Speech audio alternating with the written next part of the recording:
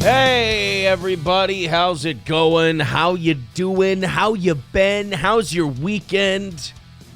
Well, this is going to play on Sunday. Well, we're doing this live on Sunday.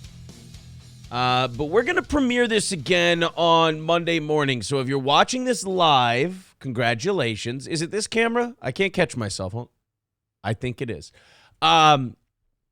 If you're catching this one live, congratulations. Awesome. Wonderful.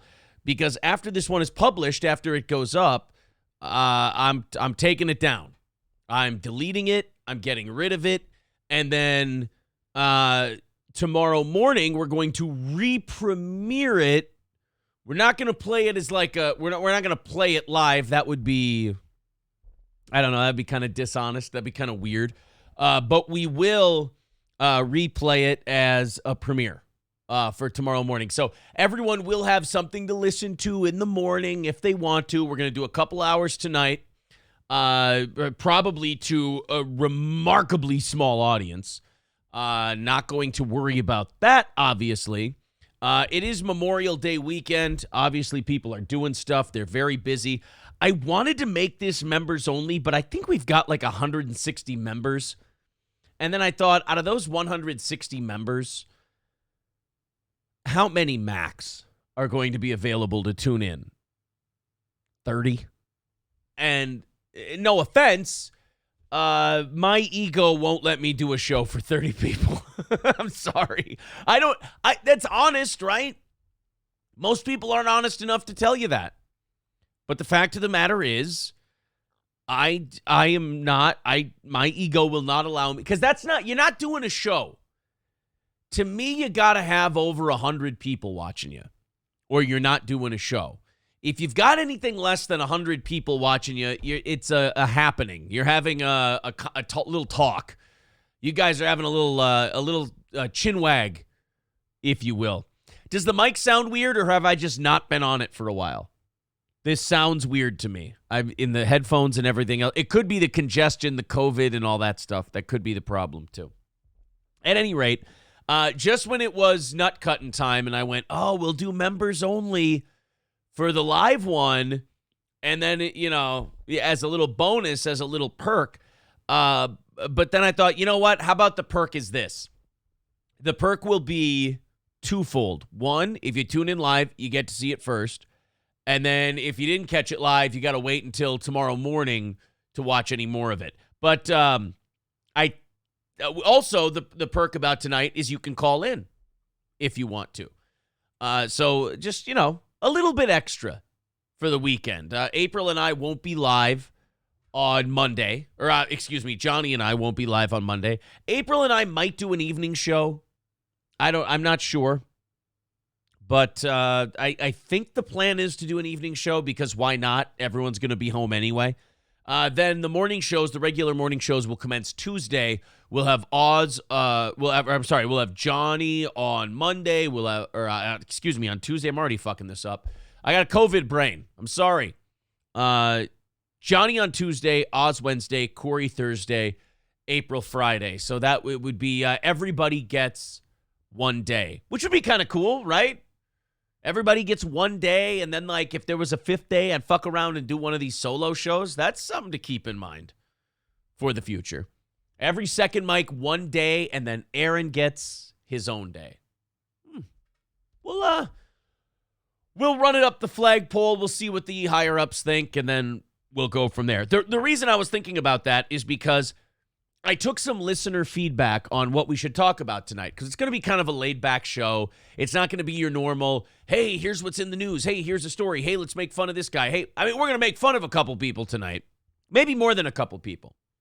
But it's not going to be a traditional Steel Toe show. It's going to be more of a conversational, we'll go into the chat, we'll take some phone calls and everything else kind of a deal. And, that's a good one, question time. At some point tonight, we'll do a little question time. Either phone calls or chat question time. Here's what we'll do. In order to get my attention, super chats for questions, and any super chat question, I have to answer it. Not that I ever don't answer questions, but if we get too crazy with questions, they'll get lost in the shuffle. Also, one of the listeners they said, why don't you update us on all of the second mics in steel toe history? And I thought, holy shit, that's a great idea.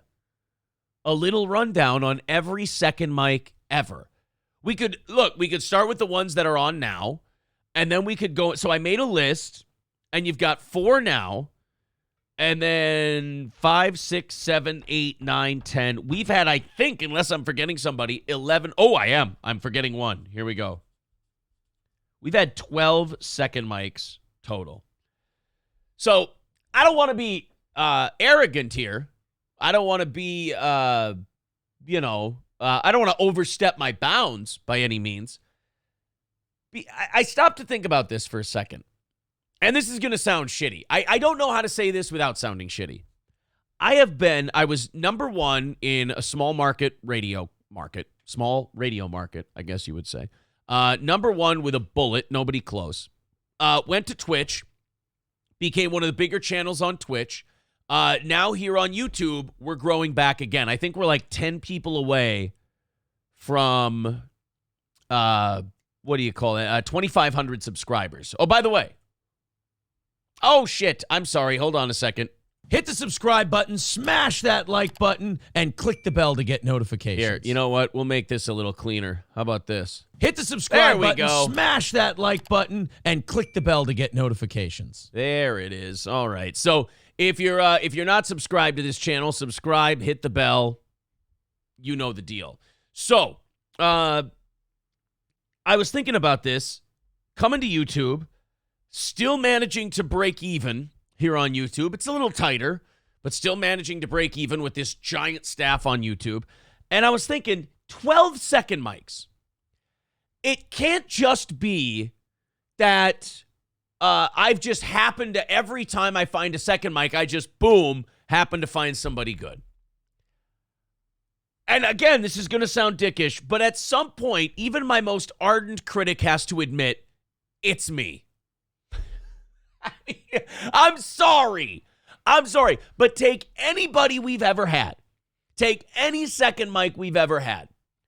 And make them a second mic on another show, and I bet you they don't have the same success. One of my second mics went to a big market radio station, and I would say he's probably 9th mic. He's one of the many producers on that show. He's a background guy on that show. So, I mean, I'm taking background guys, and I'm making them number 1 radio co-hosts, and Twitch, and YouTube, and all of this stuff. I counted 12 of them, and as I kind of looked at it, I went, and again, this will sound shitty, I don't give myself enough credit. As I was looking at this list of people, I thought, you know, Aaron, you don't pat yourself on the back enough. That's your problem. So anyway, we got a show planned for tonight. I hope a few people watch it. Otherwise, look, fuck it. We're going to upload it as a premiere tomorrow morning anyway. Hopefully it gets some good views. Hopefully people enjoy it. If you want to throw in a little bit tonight, you're more than welcome to. There's the link. There's no goal or anything like that. Just the PayPal link. If you want to throw in super chats and do a little Q&A, that would be fine as well. We've got plenty to do. We've got Ethan Klein threatening to blow up the NRA. Ethan Klein still has a YouTube channel, I want to point out. If I would have cheered on the idea of somebody bombing a convention where tens of thousands of people were going to be gathered, basically, if I would have encouraged a terrorist attack on my channel, I would be gone. And by the way, rightfully so. Rightfully so, I would have been gone. Ethan Klein, I believe if you check now, H3 still has a channel. Somebody gets played a little bit of favorites. And it doesn't surprise me. I know a lot of people are pulling their hair out and they're yelling and they're screaming, Ethan Klein said somebody should bomb the NRA meeting and he still has a YouTube channel. I don't sit here and get sanctimonious and upset about that because I know that that's the case. I know Ethan Klein can do whatever he wants. He can get away with murder on this platform and they will back him. and they will not get rid of him. I don't know why. The guy is just turning into Jabba the Hutt in front of us. He looks terrible. He doesn't seem to care about himself. He's falling apart. His channel is hemorrhaging subscribers, and he's pulling shit like this. I think the guy's miserable. He might want to be done. He might want somebody to remove him from the platform. That might be what all this stuff is. Because it seems like now every week Ethan Klein's doing something that would have got someone else kicked off the platform. Every 7 to 10 days he's doing it. And this latest one, this one was so over the top. I got to give YouTube credit. They didn't suspend him. They didn't try to make it look like they were going to do anything. They just left it alone. They left it alone, and they didn't even pretend that they were going to slap him on the wrist. I think that shows a lot more respect to people like me and other YouTubers. It respects our intelligence a little more. Because if they would have given him a slap on the wrist or they would have given him a suspension, anything short of removing him from the platform, which is what they would have done to any of us, anything else would have just been like, guys, we know what you're doing. Why are we doing this song and dance? Just let the guy have his fucking channel. You know you're not going to do anything to him. And they didn't, luckily. They're letting him go, and I don't know. Maybe his next form of self-sabotage will be the successful one. I'm not sure. Let's go to the chat a little bit, and then I'll play you what I'm talking about here. Let's go to KF. He says, if you would have even hinted at something like that, you would have been nuked quicker than Ethan's BMI. Oh, my goodness. We're talking about 2 fat Ethans tonight. We're also going to go over Ethan Ralph getting beaten up in Portugal. And, of course, we have a video on Ethan Ralph where we explain some of the Gunt lore to you. You can check that one out as a reference. But we got an Ethan Ralph update for you tonight as well. We'll talk about some of the second mics. Got a couple of stories we can get into. Also, I want to have a one-on-one with the chat. I want some questions, fan questions, stuff like that. We're just doing kind of a fun fuck around. I'm planning for 2 hours, but if it's an hour and a half, it's an hour and a half. Like I said, I don't like doing shows, like small shows, so we'll see where this one goes. Coltrane says it's kind of disgusting that there is such a double standard, though. Yeah, I know. That's true. I agree with you. It is gross. But I think once you know it exists, you have to stop pretending you're surprised by it. Like, there are genuinely things culturally that do surprise me still. Like, I'll tell you the one thing that shocked me recently. When I found out that schools were legit putting kids through the process of changing genders and not telling their parents, to me, that was an escalation. That was a step up. That was one where I actually did get very upset. Or like the cops leaving those kids to get mutilated in Texas. That one did surprise me, and I did get really angry about that. But like when we go over this Ethan Klein thing, you're not going to see me get mad or worked up or anything else because YouTube is Ethan's buddy. Ethan is Susan Wojcicki's buddy. She's not going to do anything to him. YouTube's not going to do anything to him. He's a protected guy. If we were on the streets, Ethan would be a known rat by now. So quickly they'd be able to spot him because the guy would just be doing shit like right in front of the police and the police wouldn't arrest him. And all the other gangsters would go, oh, that guy's a fucking rat. That guy's an informant for sure. He's an undercover. He's one of their guys. There's no way that this guy's he's one of us and he's getting away with this shit that would get us, the old wood shampoo. But, I'm not going to get mad about it because I expected it. If I sit here and I get mad about it in front of you guys, well, I'm just being phony. I'm just trying to gin up some outrage, and that's kind of gross. Renolation says, Ethan has hit the wall creatively. He thought he would ride the woke crowd to the top and now sees they don't really like them. Now he's just going through the motions. Yeah, I think when you see what's happened to his body over the last couple of years, I think that's an outward reflection of his inside. They have that term, eating your feelings. I think he's been doing that. He's not happy. Happy people don't say the nasty shit that he does. And I know that sounds weird coming from me, but think about it. Do I really say nasty shit or do I just make fun of people? I don't really say nasty shit. I tease people. I taunt them. I make funny jokes at their expense. I'm not sitting here. Like, when he talks about Keemstar, he's fucking angry. He's really mad. Like, he's upset. It gets to his soul. And it's, oh, God, is it hard to watch. KF says, agreed, he is a miserable mess. KF also says, Ethan Ralph is fundraising for a third Portugal trip. LOL, the dude is a mess. Renelation says, Ethan Ralph has gone to Portugal twice and had his butt handed to him twice. Yeah. I mean, he's just been, Ethan Ralph is a fountain of content. Ethan Ralph and Ethan Klein both. You got one guy who's weird out to the right, another guy who's weird out to the left, or whatever Ethan is today. And they both are just complete printing presses of humiliation. It's great. And they do it for us. They do it in front of us, which I think is really generous. Thank you to Coltrane for the $5 super sticker. We appreciate that. So what do you guys want to do first? You got your choice. You got Ethan Klein, Ethan Ralph, or the second mic thing. And then also, another thing I wanted to tell you guys about. I think, you know what, let's go into the Ethan Klein thing first. I'll tell you about this thing, then we'll go into the Ethan Klein thing, because a lot of people are writing in about, you know, on a small audience special holiday night. We still got people who want to go with this Ethan Klein stuff. We'll go with him first. Then we'll do the second mic thing as a little in between. And then we'll do the Ethan Ralph stuff. Does that work? Let's do that. I downloaded. So my gaming acumen is very basic, very skin deep. You know, I don't get into a lot of mods and changing up my games. I kind of just play it. If there's an auto patch, I take the auto patch. I play the game that way, whatever. For those of you who don't know, I've gotten really heavy into Mountain Blade 2 Bannerlord. I was a big fan of Mountain Blade, big fan of Mountain Blade Warband. And then when Warband came out a couple years ago, I think 2 years ago now, I went fucking bananas for this game. Still going bananas for this game. So bananas, as a matter of fact, I downloaded a mod.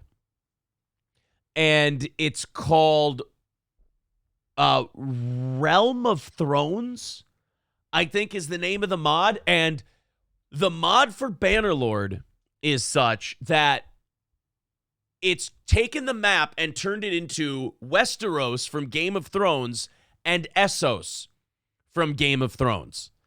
And it's taken all the kingdoms of Bannerlord and replaced them with all the kingdoms and clans and houses and characters and everything else from Game of Thrones. All the weapons, all the castles, all the regions, all the factions, everything. I mean, remarkably in-depth.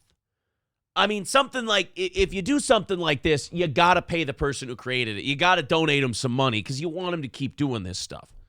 So I threw this guy, I think I did a yearly subscription to whatever his service is, Nexus Mods. I went to Nexus Mods, and I downloaded this thing, and it said, hey, for a faster download, how about $5? And then they said, or you can do this as an annual thing. And I went, dude, for this one fucking mod of this game, I'll give this guy $40 for sure. It's just the least I can do. Anybody who does, I don't let anybody do content for free. If I'm a big fan of what somebody does, if I watch it, I pay for it. I just think that's how you keep people going.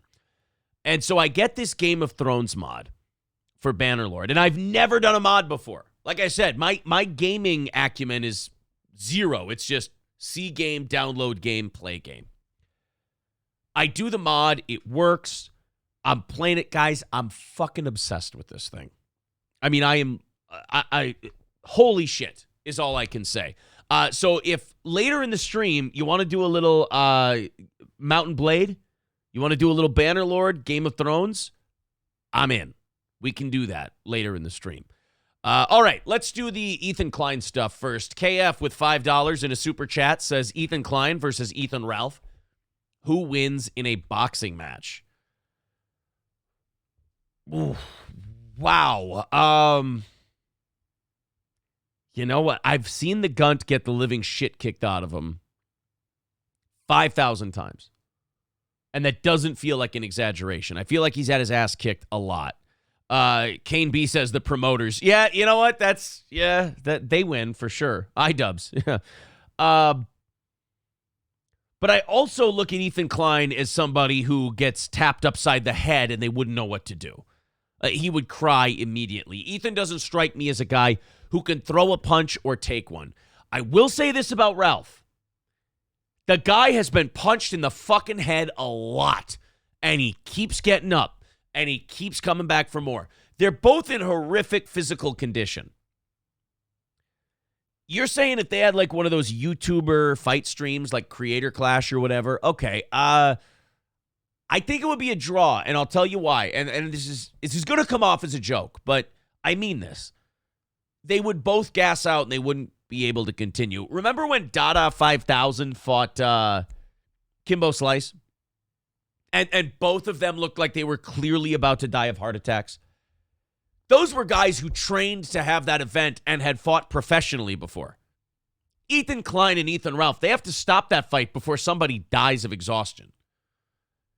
But if I have to, so that's my cop-out answer. I'm going to say Ethan Ralph. I'm not very confident in that pick, but I just can't see Ethan Klein taking a punch, and I can't see him being able to punch anybody. I mean, he just looks like, no offense, but he just looks like a fat, worthless lump. You know, he just looks like a lump of dough, and I can't see him beating anybody up, even if that somebody is Ethan Ralph. Coltrane says, wanted to stop in and drop a super sticker, and then I got a dip and go get some fatty treats at DQ. Well, thank you, Coltrane. We appreciate the super stickers and the super chats tonight. Thank you guys very much as we do a special for you here. There's the PayPal link in the chat if you want to throw something in. All right, Ethan Klein. Again, we've talked about the clip. We haven't played it for you yet.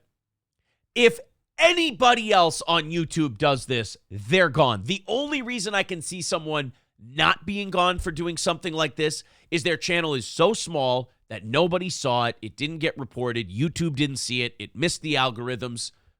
Whatever. That's the only thing I can think of. Let's play this clip for you. This is Ethan on one of his shows this week. He and, is he doing the show with a Mossad agent? Is that what the... Oh, I'm sorry. That's Gila. I apologize. Ethan, I don't want you making fun of the gun people, Ethan. The gun people might buy the Teddy Fresh, Ethan. If the gun people buy the Teddy Fresh, that brings in more revenue than your shitty show, Ethan. Don't say anything about bombs, Ethan. We've seen your digestive problems in the toilet, Ethan. Those are the only bombs I am interested in. She's having a weird thing where she's actually into his digestive problems. Your shit smell is an aphrodisiac, Ethan. I use it to get myself in the mood. I smell your poop. It's getting weird. All right. Ethan Klein, again, I'm just looking at him. I'm watching him talk, and I see a fat, miserable man. I don't even mean that as an insult. I see a guy screaming for help with his body and his eyes, but he just won't ask for it. This is a man who's just kind of fallen into an unkempt misery and wants to stay there. So there was a big protest outside the NRA meeting, which was good. Do we have any insight into what they're actually talking about there at the NRA meeting? Wow, Ethan, I wonder what they're talking about at the NRA meeting. First of all, you can always, before he says the really bad thing, you can always count on Ethan Klein for super hot political takes.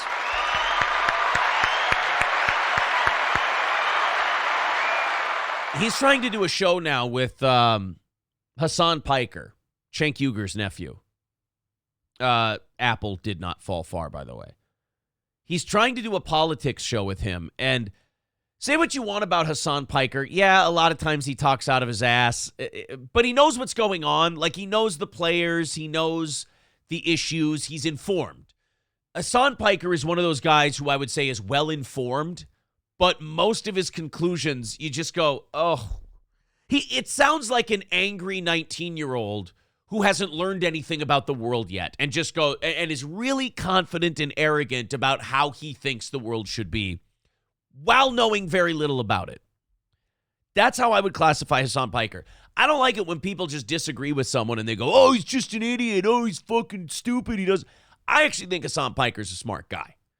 And I think he knows the issues he's talking about. Where I always end up rubbing my temples with Hasan Piker are his conclusions to things. You know, when Hasan goes, and so what we should do is, and you're just like, oh, fuck. You know, it was just, oh, God, there was an issue recently where he was talking about the Democrats and stuff and how they're too conservative and this and that. And I'm just like, oh, you, and then he was talking about all the economic things they should do. And I'm just like, you just haven't lived. You know, it does. It sounds like a college sophomore. You know how we were all like super liberal when we were in college and we had the world figured out. And then the minute we had to actually engage in it, we went, oh, I don't know shit. Hasan hasn't hit that I don't know shit part, because once you make a lot of money for these takes, you don't have to learn anymore. Your audience will tell you you're the smartest guy. And you got to fight that like I do. My audience will say, I'll get my news from you. I'm like, then you're stupid. You don't know anything. Because I don't know anything. If you're getting your news from me, you're getting your news from a guy who doesn't know anything. I know enough to talk about shit, and even my positions I take on that are usually wrong. And I think the reason the audience trusts me is because not many people talk like that. You know, you get Ethan and Hasan on their little show, and oh my God, they're laying it out for you like they got the answers. They don't. They're as dumb as anybody else watching them. But Ethan's like political. I don't know why he does a politics show before he actually reads up and figures shit out about news and politics, because he's really not good at it. Insight into what they're actually talking about there at the NRA meeting that's today in Texas. Someone should bomb that building. Mm-hmm. Whoa! Excuse me? Can we one more time? At the NRA meeting that's today in Texas. Someone should bomb that building. Mm-hmm. Again, this is what I'm talking about with a guy who's just become fat and miserable. I mean, that's an unhappy guy. I've got people that I don't agree with, and I've got groups that I think are cringe and awful. And I would never go to somebody should put all of their lives in danger. Somebody should bomb that building. Like that's just a guy who can't control his anger and he can't control his rage. And that anger and rage, by the way, is directed 100% inward at himself. He can't handle it. So he projects outward. You know, it's ironic because we're going to talk about Ethan Ralph. And Ethan Ralph and Ethan Klein probably see eye to eye on nothing. But they're kind of the same guy. You see all this rage. They call Ethan Ralph, a.k.a. the Gunt, a.k.a. the Rage Pig, Sui. Ethan Ralph has this same issue where Ethan Ralph, he explodes and he goes nuts on people and he starts yelling and screaming, and you watch it, and there's a moment, if you're smart, there's a moment when Ethan Ralph is going off or getting beat up in Portugal where even though you're enjoying this meltdown, you're like, this guy is 100% having this moment within himself. Like, this is clearly an unhappy guy. You know how some people project that macho or tough bravado and they can pull it off, and even if they are projecting, you'd have no idea because it just seems so natural to them? Ethan Klein and Ethan Ralph are the opposite of that, where you can see the pain in the words as they're forming in their mouth. You're like, dude, this is so not about this thing you're ranting about. When their rant begins, you go, okay, this is not about that. This is about something else. And that's how I feel about Ethan and his rant about the NRA and somebody should bomb that building. Ethan's not a happy man. You're looking at a guy who's just, he's bordering on miserable for whatever reason, and it's probably all self-inflicted. And he's not dealing with it well. And you get shit like this. No smart person goes this way on stuff like this. They have a little more self-control. And I know there were people, Jeremy from the Quartering was saying things like, why hasn't Ethan been suspended, or why hasn't Ethan been kicked off? And because he's not going to. Because it's Ethan Klein.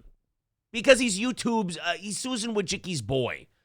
Like I said, he's a protected class. They're not going to do anything. Nor do I care if they do or not. Quite frankly, I wish YouTube was a platform where everybody got treated like Ethan Klein. Oh, that guy said some fucked up shit. So what? Don't watch him. Oh, that guy said something that sounded threatening. Well, was he threatening? Well, no, but I can really twist it into that because I don't like him. Well, then shut the fuck up and leave it alone. You know, if we had less of that tattletale shit, I think all of these platforms would be a better place. But we all want to tattle on the guy that's seen as the opposite of our team or our thing. I'm not mad at Ethan getting suspended or kicked off of YouTube because, A, I knew it was never going to happen. But B, because like I said, like Ethan Ralph, who we're going to watch in a second here, they're miserable. They're angry at themselves. They're not happy with themselves. You know, the fact that I'm grinding out this little show and breaking even and turning just a minute profit every month makes me glad because I'm happy. Like when we're in the black, I don't care if it's, you know, $100 or $1,000, whatever. We're at the black at the end of a month. I'm like, whew, another day. We all stick around. Everybody's, you know, the family's here. We stick together. Awesome. Great. Listeners are awesome. Listeners are wonderful. These guys, well, not Ethan Ralph, but Ethan Klein, millionaire, makes millions of dollars, and he's that miserable. I mean, that's a prison, man. That's a hellish prison to be in. That you're that unhappy and you're that rich. What is it? You feel like you don't deserve it? I don't know. Thank you. Wow, Corey Adam with $4.99 on the super stickers. That's very cool. I would go in and do the same thing for you on Twitch, but I'm not allowed on. So, Return Trip says, I don't even want to make a bomb joke in chat. Right? You've got channels who have been playing this Ethan Klein thing, and they've been like, I don't even want to play the part where he says it. I'm worried I'm going to get punished for playing the shit that he said. Aaron, my kids are in the car. They can't hear you. Talk louder. What does that even mean? KF says we were all super liberal until our first paycheck. God, where did I turn? I know I went libertarian probably around 2012 because I voted for Gary Johnson in 2012. I would say it was Penn Jillette, which is funny because I don't think Penn's a libertarian anymore. But it was Penn Jillette. I don't remember who the other ones were.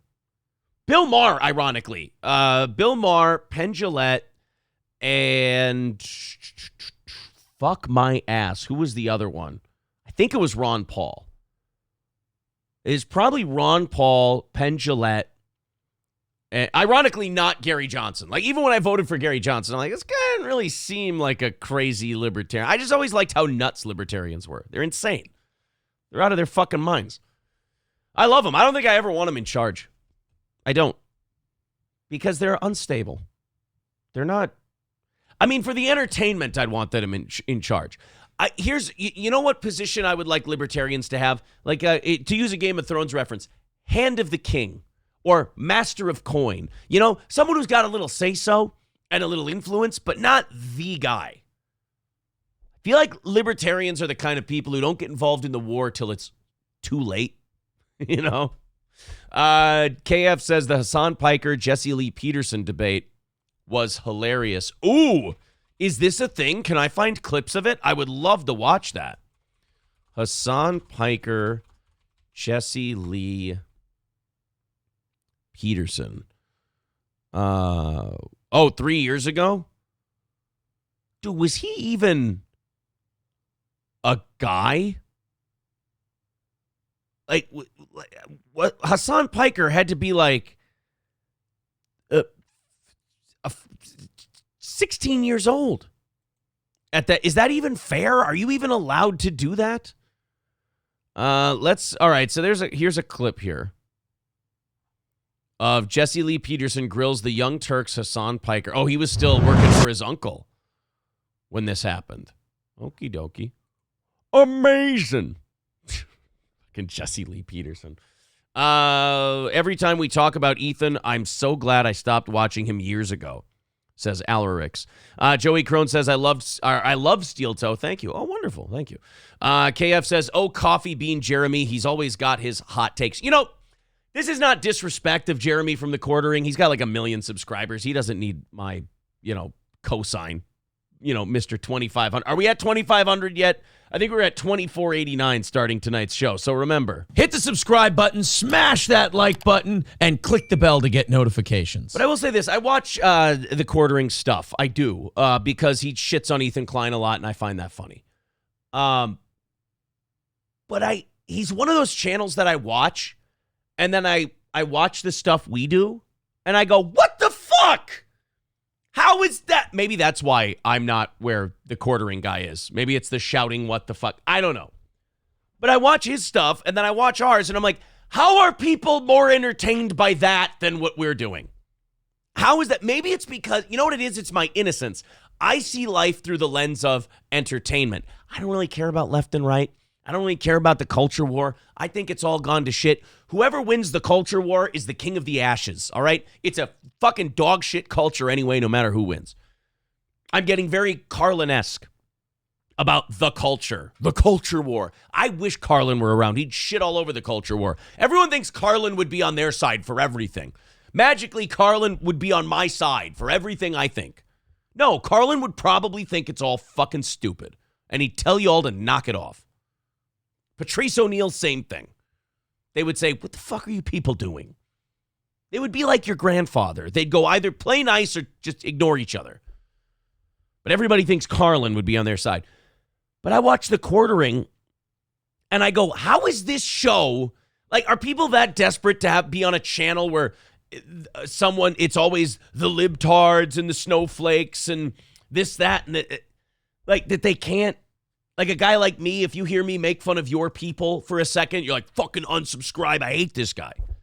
Because I watched the Quartering's presentation and like his production value and everything. And I'm like, we're every bit as produced, if not better, than the Quartering is. Personality-wise, I'm a more engaging and entertaining personality than Coffee Bean Jeremy is. And again, I hate when I do this because I sound like I'm shitting on the person. I'm not. Like I said, I like his stuff. I just think I deliver a superior product. And it's hard to watch someone have 1 million more people watching you. It's fucked up. I'm getting my 20. What are we at now? 27,000 unique viewers for the last 28 days. I'll take my 28,000 people and be happy. Shut the fuck up, Aaron. Well Driller, thank you very much for the $5 super sticker. That's very sweet of you. Rusty Grammer says liberals aren't allowed in my family. Ghislaine says I love the Quartering. Corey says I resemble that. I have no idea what the fuck you're talking about because I'm way behind in the chat. Rusty Grammer says if we did have liberals in my family, they wouldn't be invited for Thanksgiving. Now, see, why? Why? KF says I don't hate the Quartering. He's just milquetoast. My opinion exactly. Thank you, KF. Now I don't feel so nuts. It's very milquetoast. Like I feel like he just kind of watches people do things. I don't feel like he does things. I tried to watch one of his live streams recently, and I'm just like, it kind of feels like dry cornmeal. That's how that's how I would describe Jeremy from the Quartering. I would just I don't think the dry cornmeal is bad. I don't think that dry cornmeal should be kicked off of platforms. I don't think dry cornmeal is an enemy of mine. I find it blah. I'll pass, that's all. Unless you're shitting on Ethan Klein. Ghislaine says, KF, yes, he is almost Tim Pool milquetoast. Okay, you know what? Now you guys are making me stand up for Jeremy from the Quartering. Because I feel like to compare him to Tim Pool, that's not fair. Tim Pool became a grift lord off of the whole, I used to be a liberal, and I'm going to tell you the secrets of their ways, and this is how they do things. He's been able to ride that grift out for a long time, maybe more successful than anyone. Scratch that, Dave Rubin. Dave Rubin has been able to ride the, I used to be with them, and now I'm over here because they're so unreasonable grift. He's been able to really lock that one down. Although Tim Pool might have passed him. Blair White, maybe, Candace Owens, all those like, I was here, now I'm here, grifter types are They're very see-through, but see, this is why the quartering is bigger than this channel. They all pick a side and they stick on it, whereas I go, hey, let's all motherfuck all these people because it's funny and we're having a good time. And then the rest of the internet's like, we're not here for a good time. We're only here to own the libs or destroy the right-wingers or the this and that. And it's like, no time for you, Captain Shit on Everyone. Yeah, but isn't that what's more fun? Shouldn't that be what this is all about, just having lots of fun? I guess not. We're going to turn this into a clip. This is going to be an Ethan Klein, Jeremy from the Quartering, Ethan Ralph clip. We're just going to do it boom, boom, boom, boom, boom. We're going to talk about all of them. Oh, and we're going to watch the Jesse Lee Peterson, Hasan Piker thing. Ghislaine just says, his stupid little beanie. Yeah. KF says, but Tim Pool has 6 skateboarding videos from his Vice days. New boot goof. Corey says, Tim Pool was pretty dope, not dupe, till he blew up. Then he became terrible. The Ethan Klein spiral is fun to watch. Couldn't happen to a nicer, soft coward. That's about it. I mean, just kind of a soft, mushy, oatmeal-tummied coward. It's perfect. All right, so here's what I'm thinking. I think I've figured out tonight's show. Do it. Fuck it, we do it live. Delete it. Premiere it tomorrow morning for everybody. And maybe at the end of this show, you guys want to see the Bannerlord Game of Thrones mod? You want to see that? We can do that. I just don't want you guys to see my name. Because I kind of get into the whole character thing of it.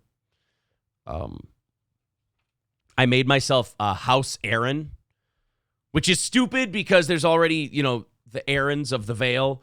But I made House Aaron, and then I made my character's name Jorah, like Jorah Mormont. So. Anyway, it's going to be fun. I can show it to you guys. Corey says, fabric softener adds Ethan Klein to its launch. Holy shit, is that a good one? I hope that's coming out of Corey being drunk. Oh, you know what? I'm going to feel really terrible for doing this.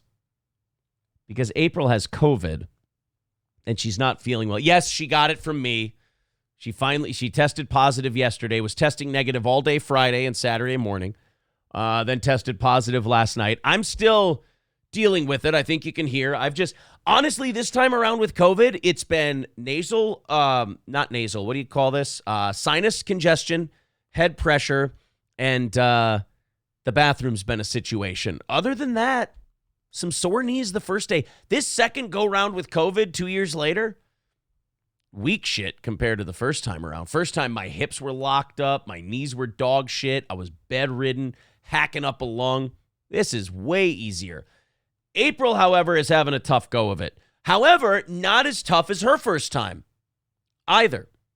But, God, if April was feeling better, I'd ask her to bring me a beer, but that feels unfair. Unless it cooled her down, unless her bringing me a beer, she went and got the beer, held it on her forehead, and then, kind of cooled herself down while she was walking it down. I wouldn't mind that. Ghislaine says, why is Servap back? Honestly, I didn't even notice Servap. You can do the same. Corey says, Jesus, dude, how did you miss House Ergothian? Ergothian? Ergothian. I don't know, the same way I missed it when it was right in front of me like that. Kraken Slappin says, Braun is my dog's name. That's a great dog name, though. Even if Braun of the Blackwater wasn't a Game of Thrones character, Braun is still a cool fucking name for a dog. Ghislaine says, Servap, don't you have some extended car warranties to be working on? Okay, that's very funny. So, should we do, let's do Hasan Piker. Yeah, this is all going up on YouTube as one big thing. Let's do Hasan Piker and Jesse Lee Peterson. Someone wanted us to play this from 3 years ago. Did he embarrass himself pretty bad? Because I only want to play a Hasan Piker, Jesse Lee Peterson clip if it's truly humiliating. Otherwise, I don't want to, kill the momentum we've got here. Oh, thank you very much to Andrew K. Fallen for the $10 on PayPal. I appreciate that, sir. We're doing a special little show for you. No goals or anything tonight. Just having some fun. Let's do this.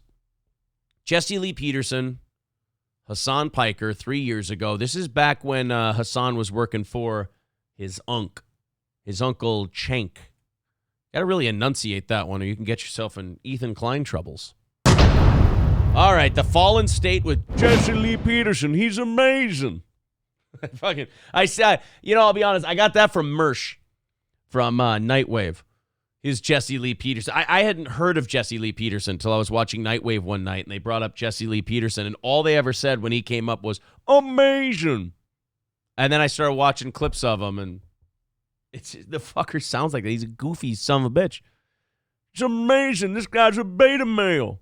All right. Hasan Piker, Jesse Lee Peterson, they're talking about race. Oh, goody. All good things happen when you talk about race with people who disagree with one another. That's always so fruitful and productive when you all talk about race at the same time. How about this? I'm white. I don't know what it's like to be a poor black person. You're a poor black person. You don't know what it's like to be me. Let's start the conversation there. I'll tell you what it's like to be me. You can take my word for it. You tell me what it's like to be you. I'll take your word for it. I hate it when people are like, hey, man, let's talk about race. And then they all just proceed to tell each other how their life was. Like, a black activist or a white woman will tell the white person, like, you had a privileged life and you had all these things handed to you. It's like, okay, or I could tell you what my life was like, but that's fine. And then the white person will go, as a poor person, why didn't you just pull yourself up by your bootstraps? Why didn't you probably had all kinds of welfare and opportunities. Like, okay, cool. Or you just tell me how I lived. That's awesome. That'll be a productive discussion. But what's even worse about that is two guys with money talking about poor white and poor black people. That's the best part, is when you just get two guys who are both talking out of their assholes, nowhere near their experience levels, and go for it. At least Jesse Lee Peterson is black, I guess, in this case. Hasan Piker is Turkish? I suppose his uncle's Turkish. And now, does he deny the Armenian genocide like his uncle, or is that just like a cute, skips a generation thing? I don't know. If they allow school vouchers, would that give the black family a way out? What would it do for the Blast family? And why are we talking about the Blast family? This seems like something we need to extrapolate to a larger sample size than just one family. I mean, here Jesse Lee Peterson is laser focusing in on this Blast family. I want to know what it'll do for all communities, not just the Blast. And I'm sure the Blast family are wonderful people. I'm sure dad works hard and mom's great and all that shit, but I don't want to know. I'm sorry. He talks like a fucking mutant. My bad. A believer in school choice. I think that so you voucher want them programs stuck in and the charter. public school? No, I want the government to redistribute. Oh my God! It's gay Turkish Crowder. Yeah. Oh, not that one. Where is it? Oh my God! Young Hasan Piker was gay Turkish Crowder. Which, hold on a second. I guess that would mean he's just Turkish Crowder. Gay, just kind of redundant when you're talking about Steven Crowder. See, that's why I'm not as big as the quartering. I make fun of Ethan. I make fun of Hasan Piker. All the righties are like, oh, man, this guy's great. And then I want to make a fun Steven Crowder clearly is overcompensating for some sort of feeling of homosexuality joke, and everyone turns on me. Can't make friends no matter where I go. All right, so I got to ask. Now, I think KF told me to watch this. Thank you, KF, for this clip from 3 years ago. But I have to make a comment. Why is anybody listening to this guy? He's 12. Why is anybody listening to a 12-year-old about what we should do with school vouchers? This motherfucker just got out of school in this clip. We don't need to talk to him about school. Talk to somebody who was like Obama's education secretary. Talk to somebody like that. Well, welcome back to the Jesse Lee Peterson show. I've got a great guest today. It's a high school senior who's going to come here and tell us about vouchers for black people. He's an 18-year-old Turkish boy named Hasan, and he's a beta male. He's amazing. Oh, fuck. This is why I can't be a culture warrior. I'm sorry to people who are fans of this show and want this thing to get bigger and be like, hey, jump on one of those grift wagons. I can't. I'd hate myself. I'd look like Ethan Klein by the end of the week. Jesse Lee Peterson and Hasan Piker 3 years ago on black morality and radical Islam. Funds in a way that yields better outcomes. So you want the blacks in public schools. That's why you're not for school vouchers? No, I want every public school to be elevated to But a that's level not where gonna- they... Again, that's my problem with Hasan. What does that fucking mean? You want them all to be elevated by who? A magic candy man who's going to pop out of the sky? Hasan, they're run by the government. There's no elevation. All right? It's bureaucracy. You see those cops that let those kids die in Texas? That's the government, Hasan. There's no elevating that. There's no elevation. The government is the fat kid in gym class with no vertical. You don't pick him to be your power forward. You pick him to be like a 3, and then you keep him out on the wing and just don't. Maybe he'll sink a 3 or something. It's weird sometimes those fat kids in school could hit 3s. I don't get it. It's not going why to not? happen. Why not? Because it's a government school. The government never going to take care of you. Well, I believe that the government should take Did care you have a of us. question? See what I mean about him being like a college sophomore? Like, I believe the government should take care of us. Okay, but they don't. Now what? It's frustrating to argue with people like this because you guys can't even agree on the premise. He thinks government's good and can elevate schools. Anyone who's had a kid in public school for more than 5 minutes knows that's a bunch of horse shit. But you can't convince him of that because he hasn't lived long enough to get smacked in the mouth with the reality of the issue. For me? I forgot what it was. Oh. Wait, what were we talking about? Oh, the families, right? We were talking about like The Blass family from Eugene. Did you black have families. a father and mother in your home? Were you Yes. raised by 2 parents? Yeah. Do you think life would have been different for you had you not been raised by 2 parents? Probably, yeah. Okay. So if blacks were to get married, stop having 77% of the children let's out ask- of wedlock, Yeah. would they have a better life? Fucking every white person watching this right now is like, why does he get to say it? That is funny, isn't it? That's another thing in my old age that I've given up on. Is the old, why does this group get to say this and I don't get to say this? I just kind of go, fuck it, let him say it. I'll sit here and nod. I'm not going to, why do I want to run? Like, white people on shit like that, where like Jesse Lee Peterson, he raises a good point. He makes a good point. But if you make it, you're always like drooling and your eyes turn red when you do it, so you look like an evil white person. That's why you don't say it. And also, when he says that, he gets excoriated and yelled at and called all sorts of names by people. Why are you fighting so hard to say that? That's like being like a non-firefighter, just someone in the neighborhood, and you're like, tell the fire department to fuck off. I'll run into the burning building. It's no, why are you volunteering for that? They're trained. They're wearing the right clothes. They'll do it. And we've got a better chance at a good outcome if we let them do it. Just chill, motherfucker. I want to say the thing about black people. No, I'm telling you, you don't. At least you won't want to after you find out, you know. Okay, answer this though. Why? Would they have a better life But first? why? I Yes, they answered would. that. Why? Why what? Why are black people having 77% of African American children are born out of 77% of wedlock? black Why? children are born to Wouldn't it be weird if Hasan Piker, he's like, why are they all born out of wedlock? And Jesse was like, well, why is that, liberal man? And he was like, because black women are whores. You're like, oh my God, Jesus Christ, this whole thing went off the rails. What the fuck did Hasan Piker just do? Cenk is pulling him off the stage like he forgot his medicine. His blood sugar's low. black women who are citizens of this country because Yeah. they Why? have no morals. What, they have no morals? Yeah. Oh, fuck. Okay, never mind. Jesse said it. I was kidding. I was thinking either of them would have to be out of their mind to say something like that. I didn't think someone was actually going to do it.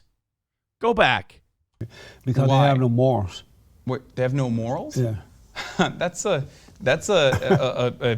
interesting accusation. Is there any data to back up that claim? I don't need data. I just need my eyes. Holy shit. Fucking based. I'll be honest, I haven't really watched much of Jesse Lee Peterson other than amazing. Like, I just know that. Holy fuck. I don't need no data. I got eyes. He's like Shaq with AIDS, that voice. Okay. All right. They have no so you have more. your feelings. You Because have your in the gr- feels no, not over feelings. reels. No. When Oh, feels over reals. You see that? He's totally not 19. I was growing up, black men and women got married.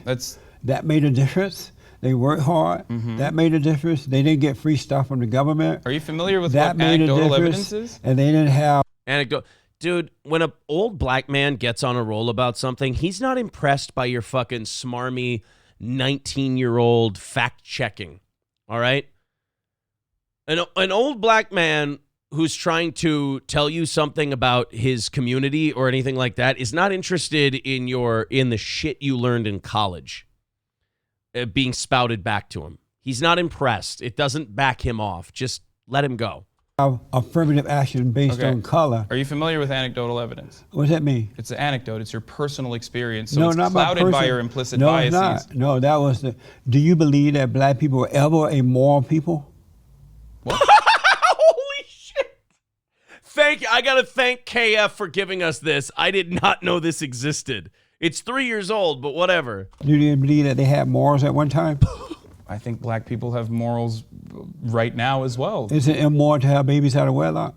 No. It's not? I don't think it's immoral. Is it to have immoral babies to out of have wedlock. abortions? No. No, I'm pro-abortion. So you don't know what morals are? What do you? I'm trying to tell you, Hasan, that black people are animals. He's like, what the fuck, Jesse? What are you doing?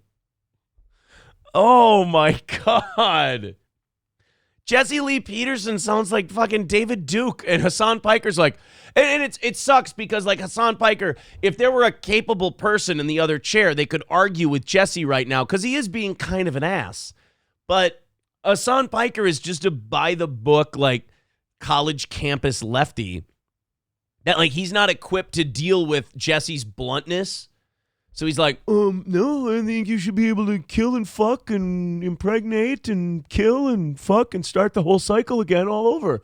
So it's like, you're saying wild shit.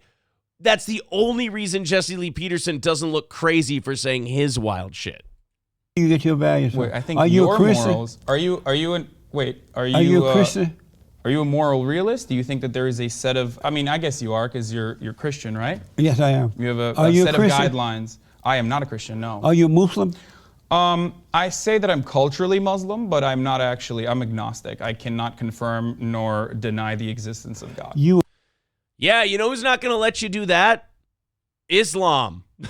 Islam is a fucking on the bus or off the bus kind of religion. You know, it's like Christianity was back in the 14s and, you know, just before the Renaissance, you know, like 12th and 13th century Christianity. Islam is not one of those things where you're like, what are you? And you're like, well, you know, culturally, I'm Muslim because of my background, but I don't really know if there's a God. You know, Islam isn't like, oh, it's totally fine. Come into the temple. It's not how it works, Hasan. Again, this kid is a radical college textbook come to life. It's all lights and clockwork. There's no discernibility working in that head. You were born in Turkey? I was born here, actually. I'm an anchor baby. Oh, you're an anchor baby? Mm-hmm. Really? Yeah. That's your mother amazing. got pregnant and crossed the border illegally and dropped you down? No, she crossed the border legally. Well, then you're not an anchor baby, you dumb fuck. It's a terrible joke. An anchor baby is when someone comes here illegally, has a kid so they can stay. Shit, Hasan, you're not good at this. But she gave birth to me here. So Imagine trying to be Michael Moore and Bill Maher and failing miserably at both. That would be Hasan Piker. could have an American citizenship. Yes. That's amazing. And so That's this amazing. guy, Kink, what's his name? Chink? Jank. Jank. Yes. Is Oh, I'm sorry. That's what I call the Asian people. that your nephew? I mean, your No, uncle? my uncle, yes. That's your uncle? Yeah. What is it? You work for him? I do, yeah. What is it like working for him? Pretty good. And it's just good days and bad days, just like any other Uh-oh. job, you know? Oh, 3 years ago, the rift was starting. There's good days and bad days, you know. Flies off the handle, and then that bitch co-host of his starts calling everybody the C word. I mean, it gets kind of weird sometimes, Jess. I'll be honest with you. Are you a liberal? I wouldn't consider myself a liberal, no. Are you a conservative? No, I'm certainly not a conservative. I'm a leftist, I'm a filthy pinko commie, Jess. How do you feel about that? Wow, that's amazing. You're a pussy. And I would consider liberals to be conservative. I'm more progressive than most liberals. And why is that? Because I'm 19 years old and just out of college, and I was raised in the Young Turks. I mean, what fucking chance did I have, Mr. Peterson? liberals still believe in outdated modes of outdated economic systems that have yielded terrible results for the overwhelming majority of Americans and the overwhelming... Yes, and going further left historically has yielded even worse results. Let's go with that one. Majority of people around the world. You say that you at one time was a Muslim, right? Well, I was raised in a Muslim family, but they were... Jesse, quit trying to get this poor kid's head cut off. What the fuck are you doing? Would you, if I asked you to draw a picture of Muhammad right about now, what would you say? Here, I have a stencil and a pencil. Draw him. Fucking Jesse. So you're a Muslim. Well, I'm not exactly a Muslim. We need to nail you down to a commitment here. They were very progressive. My father still considers... Take this communion wafer live on the air and denounce your Islamitude. Fucking, I need to watch more Jesse Lee Peterson. I never realized how much I'd fucking love this guy. ...himself a Muslim, even though he doesn't follow like the 5 pillars or whatever. He never went to Hajj or anything. You knocked down 2 of our pillars. They were the Twin Towers. No, that's not what he's talking about, Jesse. And my mother is probably not... My mother's not very religious. Oh. Yeah. Is Islam a religion? Yes. It is? It's one of the 3 Abrahamic... Or is it a bank like the Jews? Like, what the fuck? Oh my God, I'm having too much fun with this shit. Oh, thank you, KF. Home run, sir. Home run. Religions, as far as I know. And is it a religion of peace? Yes. Well, why do they chop off people's head? And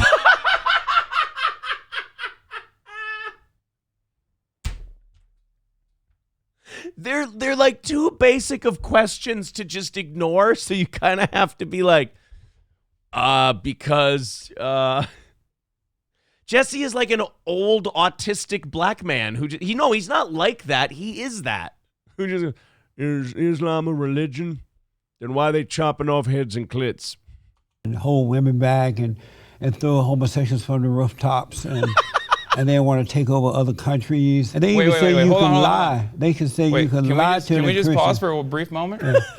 You want to tell me about your personal black experience and use that as empirical evidence, as fact.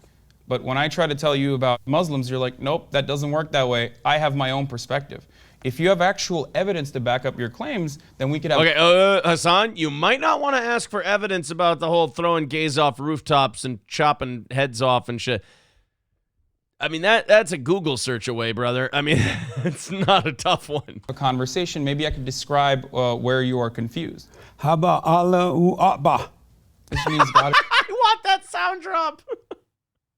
Fucking Jesse. Him and Gay Crowder are just on different planets right now. That's great. Right, when they're about to kill you, blow you up, or chop off your head, or make sure women don't drive, or cut off their private... Jesse Lee Peterson is the conservative between two ferns. Only it's not a bit. Oh, shit.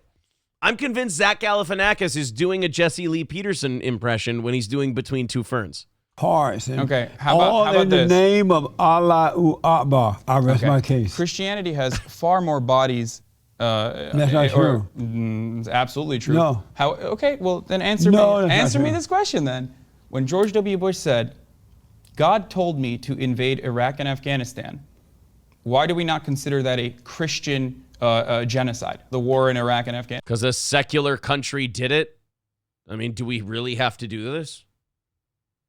A secular country went to war. If you want to count the Crusades, because the Pope was in on that shit, go for it. But the Pope was against the war in Iraq. He said we shouldn't do it. So I don't think George W. Bush outranks the Pope.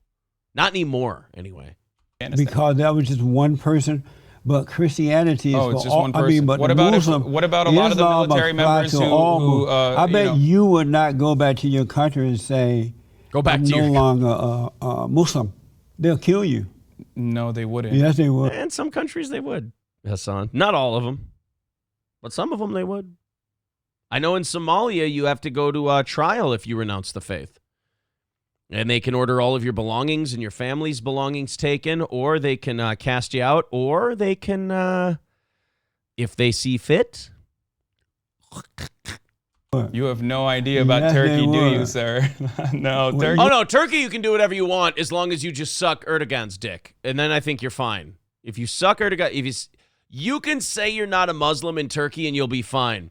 But if you can say you're not an Erdogonian, then you're fucked. You want to go to the Muslim and tell them that. Turkey currently has a, well, first of all, Turkey's a secular democratic republic. Well, you may can go to Turkey, but you want to go to a Muslim country. Turkey and is tell a Muslim country. It's you want to say 98% that. Muslim. You just said it's secular, but You would not say that I'm no longer Muslim. I say it all the time. Not to them. Yes, I do. Amazing. There are plenty of atheists who are, or there are. I love how when Jesse runs into something where he was wrong, he just goes, amazing. All right, moving on. Black people, what do you think about their wombs?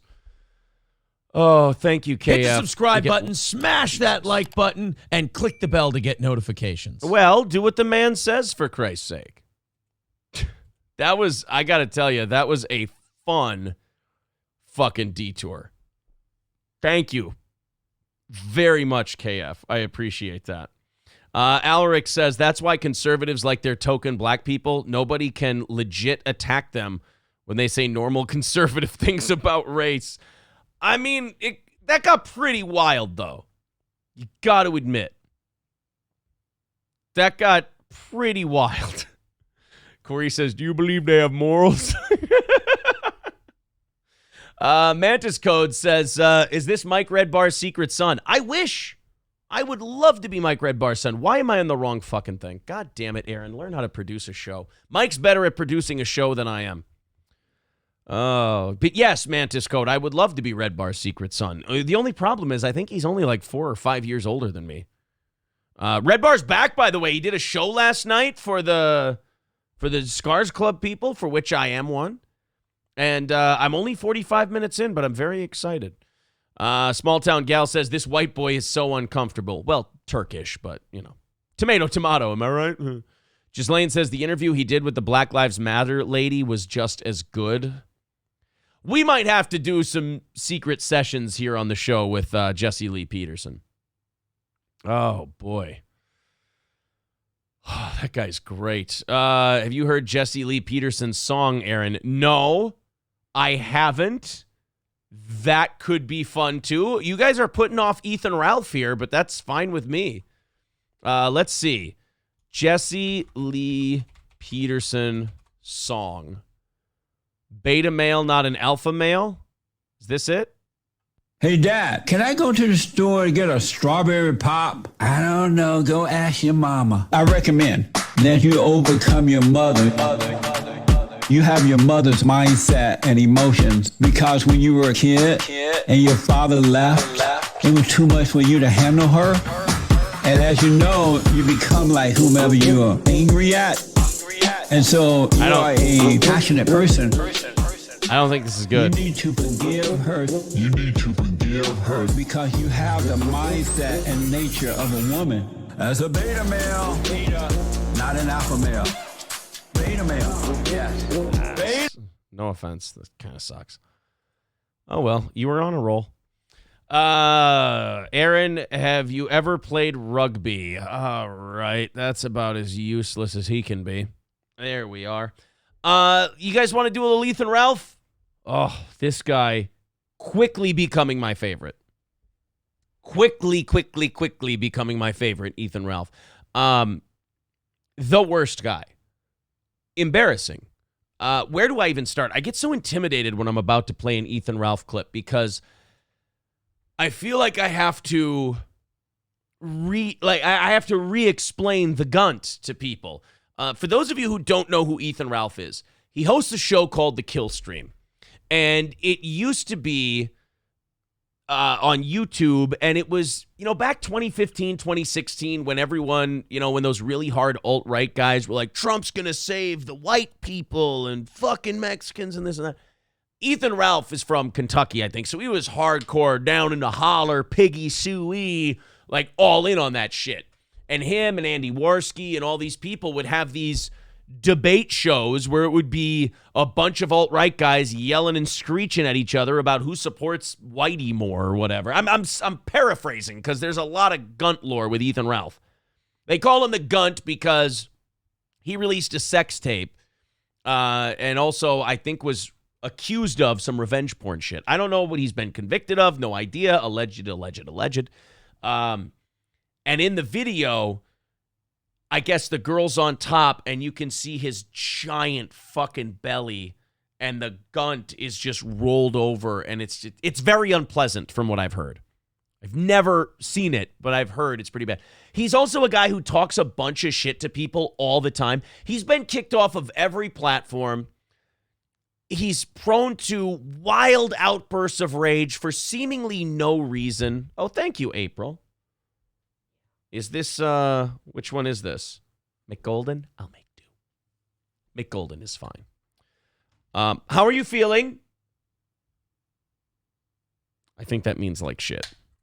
Well, anyway, Ethan Ralph goes on these wild tangents. We played the Chrissy Mayer one of him on her show, and he just loses it. And it's so clearly a hurt little boy lashing out. Like, it's not about the thing that he's yelling about. He embarrasses himself constantly. He picks fights with people. He tells people to fight him, and then they find him, and they do fight him, and he always gets the shit kicked out of him. He reminds me of that, is it Michael McDonald character from Mad TV who would be like, "You looking at my woman?" And then he would go to fight him, and he would just end up on the floor at their feet, just pounding at them, getting his ass kicked. That's Ethan Ralph to a T. Well, about a month and a half ago, Ethan Ralph went to Portugal. I guess he went there because Andy Worski, they're mad at each other, and Andy always wanted to go to Portugal, I guess. So Ethan Ralph thought he would be owning him if he went to Portugal. So he did with a man purse. And then somebody beat the shit out of him and stole his man purse while he was there. It was very funny. A guy cocking off and like talking all this shit, and then someone's like, "Fuck you, dude," and kicks his ass. And he posts pictures of how busted up his face is.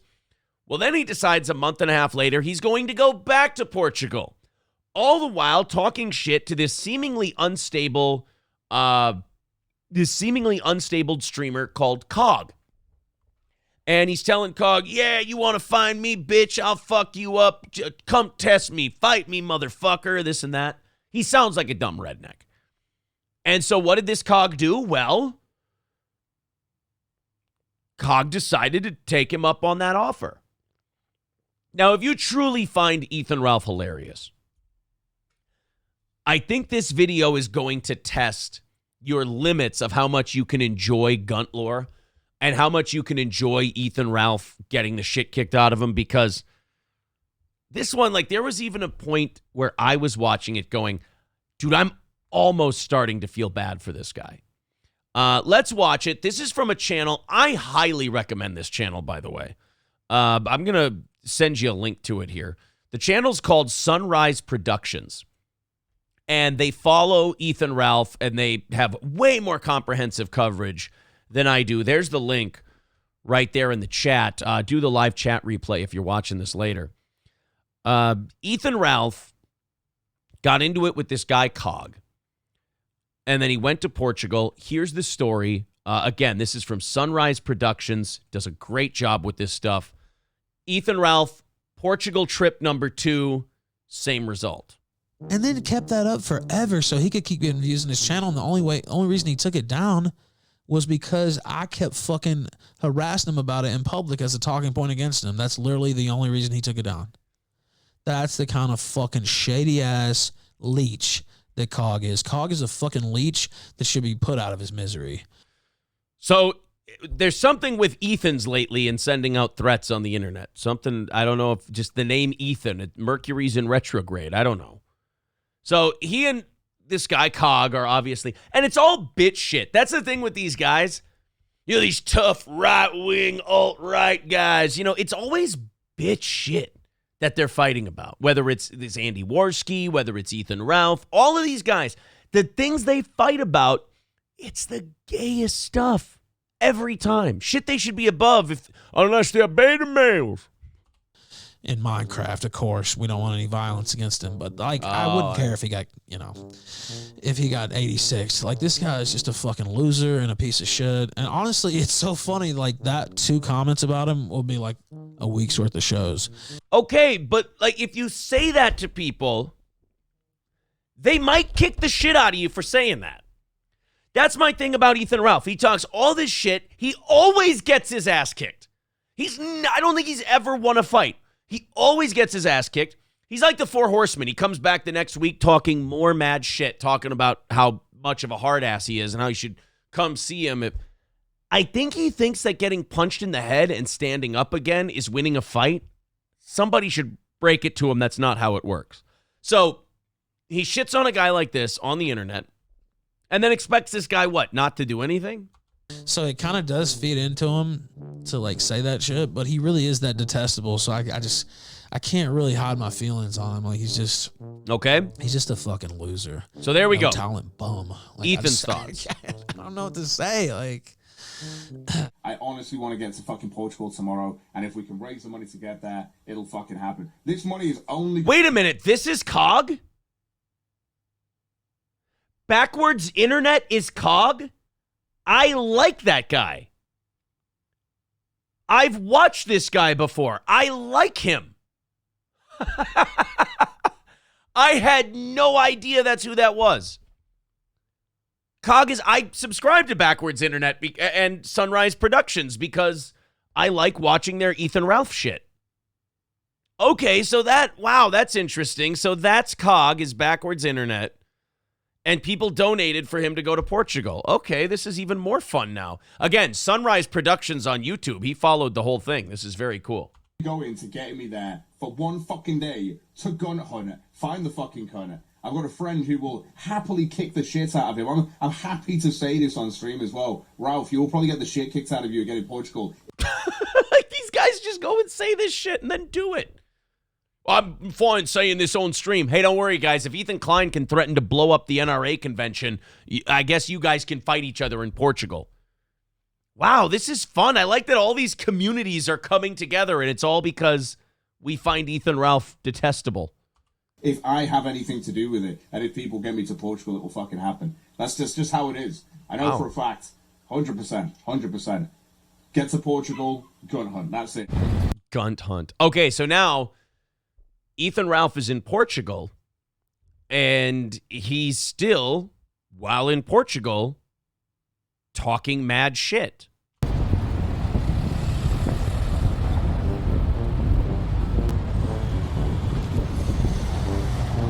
Hey, what's up, bitch? Hey, Oh, okay. So they found each other. So Ethan walks up to him and just starts jawing with him. Just won't stop talking shit. Can't see the guy, cross the street and go the other way. Nope, he's got to start shit up. Hey, what's up, bitch? Hey, what's up, bitch? What are you doing, bitch? Fuck out of my face. Fucking. Oh, that was his tummy. Oh, no, Ralph. So now this is Cog's camera. That was Ethan Ralph's camera. This is Cog's point of view. So they're following Ethan Ralph. Oh, what an awful look. I'm not even talking about how fat he is. The calf-high socks with the shorts and the oddly smaller calves for an otherwise giant frame. This look here doesn't make it to 45 years old. He's missing a rat tail. That's it. If Ethan Ralph had a rat tail, it'd be perfect. He wouldn't look so fucking goofy and so terrible if he had a rat tail. You would go, oh, this is all intentional. I mean, keep the Guile on top look up here. Keep the Guile from Street Fighter look. And then just Theo Von it at the end. And then all of this looks like you're doing it on purpose. And then maybe nobody would fuck with you. Well, no, because you'd still talk like a fucking idiot. You know who he looks like? You know the old meme or the old picture of the fat guy or girl, I don't know what it is, with the I fuck on the first date shirt on, that's Ralph. Except guile haircut, we got to grow a rat tail, and he'll be perfect. All right, this is Cog. He said he would go to Portugal, and somebody would beat the shit out of Ethan Ralph. Here we go.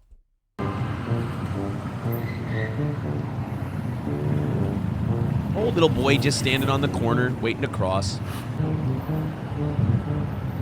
So now he's filming him. Ethan Ralph knows he's there.